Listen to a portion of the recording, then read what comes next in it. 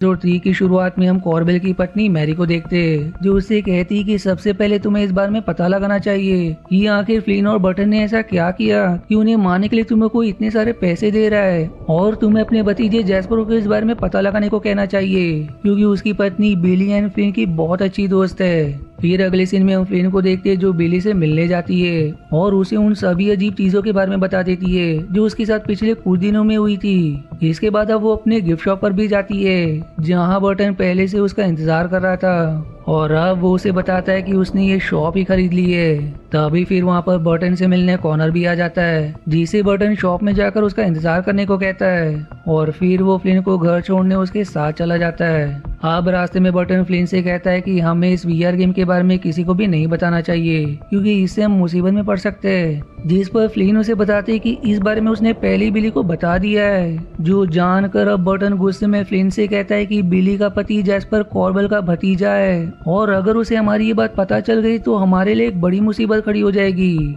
जिस पर अब फ्लिन गुस्से में उसे कहती कि तुम्हारे पास तो तुम्हारी बातें शेयर करने के लिए बहुत सारे दोस्त है लेकिन बिली ही मेरी एक अकेली दोस्त है जिससे मैं अपनी लाइफ के सारे सीक्रेट शेयर करती हूँ और मुझे उस पर पूरा भरोसा है कि वो ये बात किसी को नहीं बताएगी। वहीं अब हम फ्यूचर टाइमलाइन में विल्फ को देखते हैं जो लेव से मिलने आया होता है और यहाँ हम देखते हैं कि लेव ने फ्लिन की अवतार रोबोट को एक ताबूत में रखा हुआ था और इस तरह के अवतार रोबोट्स को यहाँ स्टफ कहा जाता था। इसके अलावा जिन स्टफ्स को टाइम ट्रैवल के लिए बनाया जाता था उन्हें पेरिफेरल कहा जाता था। अब ये दोनों आपस में बातें कर ही रहे होते कि तभी फ्लिन अपने पेरिफेरल से कनेक्ट होकर वहाँ पहुँच जाती है जिसके बाद उन दोनों को बता देती है कि किस तरह से उसने एलिटा के कहने पर मेरिल नाम की एक लड़की को अगवा किया था और बाद में एलिटा ने मेरिल की एक आंख निकालकर उसे लगा दी थी। जो सब सुनकर अब विल्फ उसे बताता है कि असल में मैरियल पहले एलिटा के लिए काम करती थी। जिसके बाद अब लैब के लिए काम करने वाली एक लड़की ऐश फ्लिन को बताती कि तुम्हारे टाइमलाइन में किसी ने तुम्हें और तुम्हारे भाई को मारने के लिए कॉर्बेल नाम के एक आदमी को पैसे ऑफर किए है। जो जानकर अब फ्लिन उनसे 1 घंटे बाद मिलने को कहकर वापस अपने टाइमलाइन में आ जाती है।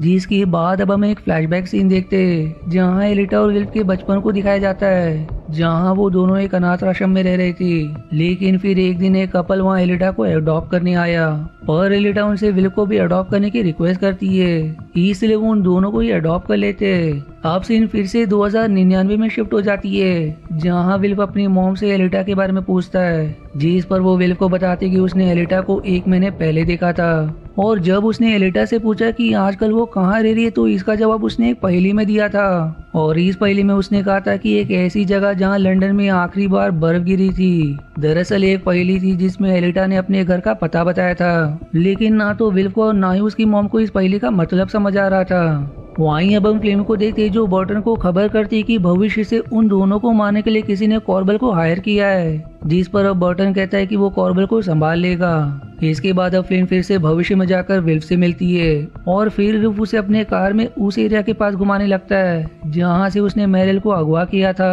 ताकि फ्लिन को याद आ सके कि उस रात को वो मैरिल को लेकर कहां गई थी। अब इस दौरान फ्लिन विल्फ से कहती कि एलिटा ने उसे बताया था कि अगले 10 साल में उसकी जिंदगी तबाह होने वाली है इसलिए अब वो विल्फ से पूछती कि उसकी इस बात का क्या मतलब था लेकिन विल्फ उसके सवाल का कोई जवाब नहीं देता और साथ ही वो उसे बताता है कि मैरिल को एलिटा ने जान से मार दिया है। जो जानकर फ्लिन को काफी दुख होता है क्योंकि उसी की वजह से मैरिल की जान गई थी। अब इसके बाद वो दोनों कार से नीचे उतरकर आसपास के एरिया में घूमकर एलिटा का पता लगाने की कोशिश करने लगते हैं और फिर विल्फ फ्लिन को एक हैप्टिक नाम का डिवाइस के जरिए अपने ऐप से कनेक्ट कर लेता है जिससे वो एक दूसरे को आसानी से कांटेक्ट कर सकते थे। जिसी के साथ वो इस डिवाइस की मदद से एक दूसरे के विजन को भी देख सकते थे। अब वो दोनों अलग अलग होकर एलिटा को ढूंढने लगते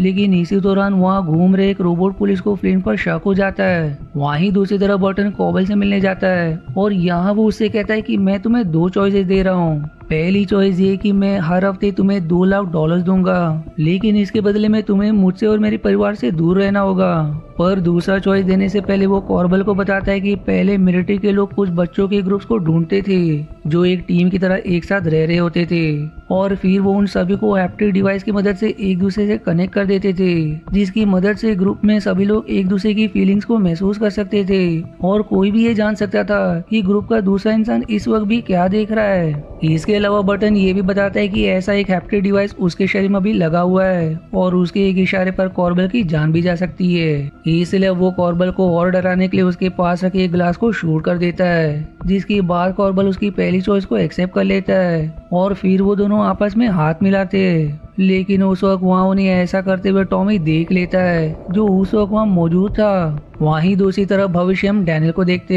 जो चेरिश को बताता है कि अपनी इन्वेस्टिगेशन टीम में उसे पता चला है कि उनकी कंपनी में काम करने वाली ग्रेस नाम की एक लड़की पहले एलिटा की रूममेट हुआ करती थी, जो जानकर अब चेरिश डैनियल से कहती कि मैं ग्रेस को संभाल लूंगी, लेकिन तुम्हें जितना जल्दी हो सके फ्लिन को खत्म करना होगा। फिर अगले सीन में हम फ्लिन को देखते हैं जिसका एक रोबोट पुलिस पीछा करने लगता है और जब ये बात ऐश को पता चलती है तो वो विल्फ को बताती कि अगर उस रोबोट पुलिस को पता चल गया कि ये सब एक पेरिफेरल है और इसमें मौजूद फ्लिन भूतकाल से आई है तो वो उसे अरेस्ट कर लेगा। इसलिए फ्लिन को बचाने के लिए विल्फ उसके पास जाकर रोबोट पुलिस से कहता है कि ये सब मैंने मेरे लिए बनवाई है और मैं इससे बहुत प्यार करता हूँ, जिसके बाद वो उसे इस बात का यकीन दिलाने के लिए फ्लिन को किस भी करता है, जिसे देखकर रोबोट पुलिस वाला वहाँ से चला जाता है। वहीं दूसरी तरफ इसी टाइमलाइन में चेरिश ग्रेस को मिलने के लिए बुलाती है, जिसके बाद वो उसे जान से मार देती है क्योंकि ग्रेस ने कंपनी के कुछ सीक्रेट्स एलिटा से शेयर किए थे।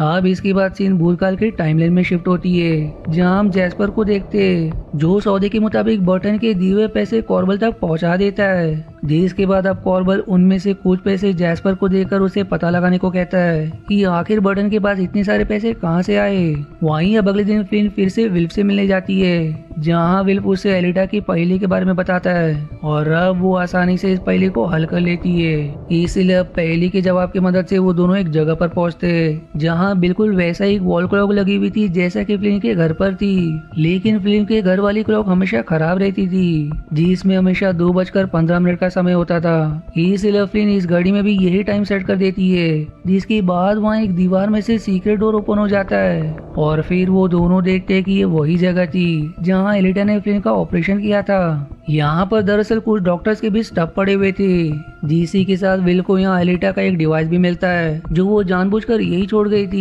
ताकि उसे इसकी मदद से कोई ट्रैक न कर पाए। वहीं फिर इतने में वहाँ डैनियल भी एक किलर रोबोट के साथ पहुंच जाता है जिसे चेरिश कंट्रोल कर रही थी, जो अब उस रोबोट के साथ मिलकर विल्फ और फ्लिन पर हमला कर देता है। लेकिन इस फाइट के दौरान गलती से किलर रोबोट डैनियल के गले पर वार करके उसे बुरी तरह से घायल कर देता है, जिसके बाद अब मरने से पहले डैनियल फ्लिन को बताता है कि चेरिश तुम्हें मारना चाहती है क्योंकि तुम्हारे पास उसकी कोई चीज है, जो अब इतना कहती ही अपनी आखिरी सांस तोड़ देता है। अब इसके बाद फिल्म उस रोबोट को भी शूट करके खत्म कर देती है। जीसी सस्पेंस के साथ ये एपिसोड 3 यहीं समाप्त हो जाती है। अब एपिसोड 4 की शुरुआत साल 2075 में लंदन शहर में होती है, जहां हम छोटे विल्फ और एलिटा को देखते हैं। यहाँ पर उनके साथ कुछ और अनाथ बच्चे थे और ये सभी बड़ी मुश्किल से अपने लिए खाने का इंतजाम कर रहे थे। इसलिए अब इनमें से एक लड़का विल्फ को धमकाते हुए बाहर जाकर खाना लाने को कहता है, क्योंकि यहाँ से कुछ ही दूर पर उन्हें कुछ लोग खाना बनाते हुए दिखाई दे रहे थे। दरअसल इस समय जैकपॉट नाम के एक हादसे की वजह से दुनिया की 80% आबादी खत्म हो चुकी थी और अब चारों तरफ भूखमरी फैली हुई थी।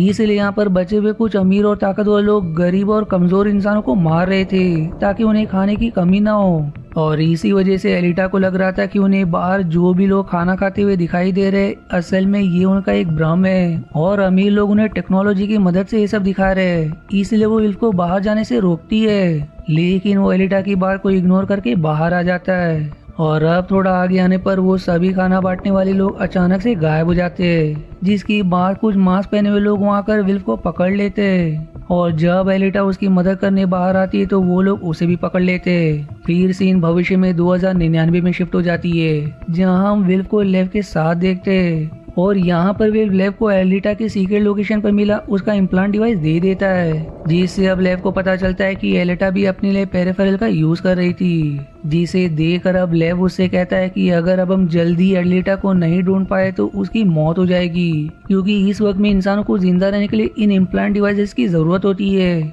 और ये इम्प्लांट्स किसी इंसान को बैटरी की तरह एनर्जी देने का काम करते हैं। इसी के साथ अब सीन प्रेजेंट में शिफ्ट होती है, जहां हम फ्लिन को देखते हैं जिसे अब ज्यादा टाइम ट्रैवल करने की वजह से कुछ साइड इफेक्ट्स होने लगते हैं, जिससे उसकी एक आंख लाल पड़ने लगती है, लेकिन कुछ देर बाद वो बिल्कुल ठीक हो जाती है। अब थोड़ी देर बाद टॉमी उससे मिलने उसके घर आता है, क्योंकि जब से उसने बर्टन और कॉर्वेल को एक साथ देखा था तब से उसे लग रहा था कि शायद फ्लिन और बर्टन किसी मुसीबत में फंसे हुए हैं। लेकिन जब वो इन दोनों से इस बारे में पूछता है तो ये दोनों उससे इस बारे में कुछ नहीं बताते और उससे झूठ कहते हैं कि सब कुछ ठीक है। लेकिन टॉमी के वहां से जाने के बाद फ्लिन बर्टन से कहते हैं कि टॉमी हमारी मदद कर सकता है, इसलिए हमें उसे सब कुछ बताना चाहिए। जिस पर अब बर्टन फ्लिन को चिढ़ाते हुए कहता है कि मुझे पता है कि टॉमी तुम्हें बचपन से ही बहुत पसंद है, लेकिन इस वक्त हमें पुलिस से दूर रहना चाहिए। पर अब इस बात को लेकर दोनों के बीच बहस शुरू हो जाती है, जिससे भी फ्लिन की आंख फिर से लाल हो जाती है और इस बार उसे दौरे भी पड़ने लगते हैं। फ्लिन की अब ऐसी हालत देखकर बर्टन बहुत घबरा जाता है, जो उसे जल्दी से उनके शहर के डॉक्टर डी के पास ले जाता है, जिससे टॉमी की शादी होने वाली थी। वो अब फ्लिन का चेक करके बताती है कि ये सिर्फ एक नॉर्मल दौरा था, इसलिए फिलहाल घबराने की कोई बात नहीं है। जो अब फ्लिन को किसी भी वीआर डिवाइस से थोड़े टाइम के लिए दूर रहने को कहती है। फिर घर वापस आने के बाद बर्टन अपने बर्ताव के लिए फ्लिन से माफी मांगता है, जो उसे समझाता भी है कि जब तक वो पूरी तरह से ठीक नहीं हो जाती तब तक उसे टाइम ट्रैवल करके भविष्य में नहीं जाना चाहिए। वहीं दूसरी तरफ भविष्य में चेरिश लेव से मिलने आती है, जहां लेव अपनी पत्नी डोमिनिका पर नजर रखे हुए था, जो उस वक्त विल्फ के साथ डांस कर रही थी। चेरिश जब लेव से कहती कि तुमने मेरी कोई कीमती चीज चुराई है, और यहाँ कीमती चीज उसका मतलब फ्लिन से था। आगे अब उन दोनों की बातों से हमें पता चलता है कि जैकपॉट हादसे के बाद अमीर लोगों ने इस धरती के बचे हुए रिसोर्सेज को हड़पने के लिए गरीबों को मारना शुरू कर दिया था। इसलिए इस फ्यूचर सोसाइटी का बेस 3 पिलर्स पर खड़ा है, जहाँ पहला पिलर है मेट्रोपॉलिटन पुलिस, जो यहाँ की हर गतिविधि पर नजर रखती है। दूसरा पिलर है रिसर्च इंस्टीट्यूट, यानी कि आरआई कंपनी, जिसे चेरिश कंट्रोल करती थी, और ये कंपनी नई नई चीजों का इन्वेंशन करने का काम करती है। वहीं आखिरी पिलर लेव की कंपनी है, जो यहाँ की टेक्नोलॉजी का ध्यान रखती है। आप चेरिश उसे धमकाते हुए कहती है कि अगर इन तीनों में से एक भी पिलर में कुछ गड़बड़ी हुई तो ये सबके लिए बहुत बुरा होगा, इसलिए हमें एक दूसरे के काम में दखल नहीं देना चाहिए। इस पर अब चेरिश लेव के पुराने दोस्त यूरी का नाम लेते हुए उसे याद दिलाती है कि जब उसने सारी पावर को अपने कंट्रोल में करने की कोशिश की तब आरआई ने यूरी के डीएनए सैंपल की मदद से उसे ढूंढकर उसका काम ही तमाम कर दिया था। फिर चेरिश के जाने के बाद लेव नोटिस करती है कि वो अपने साथ लेव का कप भी ले गई है, ताकि इसमें से वो उसका भी डीएनए कलेक्ट कर सके। अब अगले सीन में हम कॉनर को देखते हैं, जो फ्लिन के पेरिफेरल में लॉगिन करके वहाँ आसपास घूमने लगता है। लेकिन जब ऐश को इस बारे में पता चलता है तो वो फोर्सफुली कॉनर को फ्लिन के पेरिफेरल से बाहर निकाल देती है। वहीं अब हम फ्लिन को देखते हैं, जो एक वीआर वीडियो में अपने बचपन के कुछ पलों को देख रही होती है, और तभी वहाँ उससे मिलने विल्फ आ जाता है, जो उसे बताता है कि आज किसी तरह से कॉनर ने बिना इजाजत के उसके पेरिफेरल में लॉगिन किया था। जो सुनकर फ्लिन विल्फ से कहती कि वो इस बारे में बर्टन और कॉनर से बात करेगी। अब आगे वो विल्फ से कहती कि उसने लैब पर रिसर्च की है और इससे उसे पता चला है कि फ्लिन के टाइमलाइन में किसी ने उसकी पूरी परिवार को मार दिया था। जो जानकर विल्फ थोड़ा हैरान हो जाता है। जो फ्लिन से कहता है कि शायद जिसके बारे में वो बात कर रही है वो कोई दूसरा लेव होगा और उससे भविष्य के लेव का कोई लेना देना नहीं है। जिसके अलावा जाने से पहले विल्फ फ्लिन को बताते है कि एलिटा उसकी बहन है। वहीं इसके बाद जब 2099 में पहुंचकर विल्फ लेव से इस बारे में बात करता है तो लेव उसे बताता है कि मैंने ही हर एक टाइमलाइन में अपने परिवार के लोगों को मरवाया है, क्योंकि मैं एक अकेला लेव बना रहना चाहता था। आगे वो विल को बताता है कि मुझे भी अपना एक पेरिफेरल चाहिए, जैसा कि एलिटा के पास है, जिसकी मदद से मैं अलग अलग टाइमलाइंस में जाकर बायो वेपन्स और ड्रग्स की टेस्टिंग वहाँ के लोगों पर कर सकता हूँ, जिस चीज से हम बहुत पैसे कमा सकते हैं। लेकिन वो ये सब बिना एलिटा की मदद से नहीं कर सकता था, क्योंकि पेरिफेरल की कंपनी से टाइम ट्रैवल की टेक्नोलॉजी सिर्फ आरआई के पास थी और एलिटा ने टेक्नोलॉजी आरआई से चुरा ली थी। वहीं दूसरी तरफ 2032 में बर्टन और कॉनर फ्लिन को उनके लिए 2099 में पेरिफेरल का इंतजाम करने के लिए कहते हैं, क्योंकि कॉनर भी पेरिफेरल की मदद से 2099 में अपनी नॉर्मल लाइफ जीना चाहता है, जहां वो विकलांग ना हो। इसलिए फ्लिन फिर से अपनी पेरिफेरल में लॉगिन करके 2099 में जाती है, जिसके बाद वो ऐश से कहती है कि उसे बर्टन और कॉनर के लिए भी पेरिफेरल चाहिए। जो अब ऐश के मना करने के बावजूद भी यहाँ पता लगाने के लिए शहर में घूमने लगती है कि आखिरकार इस टाइमलाइन में लोगों की इतनी कम पॉपुलेशन क्यों है। इसलिए विल्फ और ऐश उसे एक म्यूजियम में लेकर जाते हैं, जहाँ विल्फ उसे बताता है कि ह्यूमंस की 80% आबादी 4 इवेंट्स की वजह से खत्म हो गई थी। पहला इवेंट था ब्लैकआउट, जिसमें साल 2029 में सबसे पहले पूरे अमेरिकन महाद्वीप और बाद में पूरी दुनिया के पावर ग्रिड्स फेल होने की वजह से सभी जगह से इलेक्ट्रिसिटी खत्म हो गई, जिस वजह से पावर सप्लाई की कमी से अनाज का प्रोडक्शन भी खत्म होने लगा और इसमें कई लोग भूख से मारे गए। जिसके बाद फिर सेकेंड इवेंट में अर्थ पर एक फाइलो वायरस की वजह से महामारी फैल गई, जिससे कि लोगों के इंटेस्टाइन में इतना ज्यादा खून भर जाता था कि आखिर में वो फट जाता था, जिससे उस इंसान की मौत हो जाती थी, जिसमें भी कई सारे लोग मारे गए। और वहीं तीसरे इवेंट में अगले 40 सालों तक कई सारे भूकंप और सुनामियों की वजह से 700 करोड़ लोग मारे गए। और आखिरी फोर्थ इवेंट में कुछ आतंकवादियों ने न्यूक्लियर वेपन से अमेरिका पर हमला कर दिया था। जिस हमले के विजन्स को देखकर फ्लिन घबराकर वापस अपने टाइमलाइन में लौट जाती है, जहां बटन और कॉर्नर उससे पूछते हैं कि क्या उसने उनके लिए पेरिफेरल्स का इंतजाम कर दिया है। फ्लिन उन दोनों को इन चारों इवेंट्स के बारे में कुछ नहीं बताती और उनके सवाल का जवाब देते हुए कहती कि वो उनके पेरिफेरल्स का इंतजाम कर रही है। जिसी के साथ ये एपिसोड 4 यहीं समाप्त हो जाती है। अब अगर आपको इसका अगला पार्ट देखना है तो आपको इसका लिंक कमेंट या डिस्क्रिप्शन में मिल जाएगा, और अगर नहीं तो मैं इसे जल्दी पोस्ट करूंगा। मिलते इसके अगले पार्ट के एक्सप्लेनेशन पर, तब तक के लिए धन्यवाद दोस्तों।